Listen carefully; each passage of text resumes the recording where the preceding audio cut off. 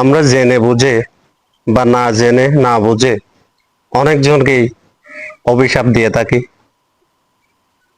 কিন্তু আজকের এই হাদিসটা শোনার পরে আপনি অবশ্যই সে ভুল বুঝতে পারবেন। আবু দাউদ শরীফের একটা হাদিস, আমাদের প্রিয় নবী হযরত মুহাম্মদ সাল্লাল্লাহু আলাইহি ওয়াসাল্লাম বলেছেন, যদি কেউ কাউকে অভিশাপ দেয় তখন সে অভিশাপ আকাশের দিকে চলে যায়, তখন আকাশের দরজাগুলো বন্ধ হয়ে যায়। এক পর্যায়ে অভিশাপ জমিনে নেমে এসে ডানে বামে ঘুরতে থাকে।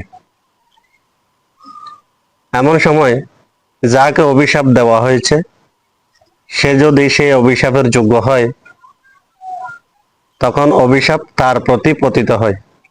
অন্যথায় যিনি অভিশাপ দিয়েছেন অভিশাপ তার কাছেই চলে যায়। সুতরাং একবার ভেবে দেখুন কি ভয়ঙ্কর হাদিস, আমরা অনেকেই জানি না।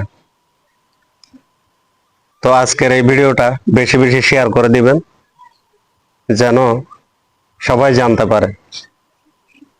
এবং আপনি যদি আমার পেজে নতুন হয়ে থাকেন, পেজটি ফলো দিয়ে সাথে থাকবেন। এরকম নতুন নতুন ভিডিও নিয়ে আমি আপনাদের মাঝে হাজির হব। তো আজকে এ পর্যন্তই, ধন্যবাদ সবাইকে।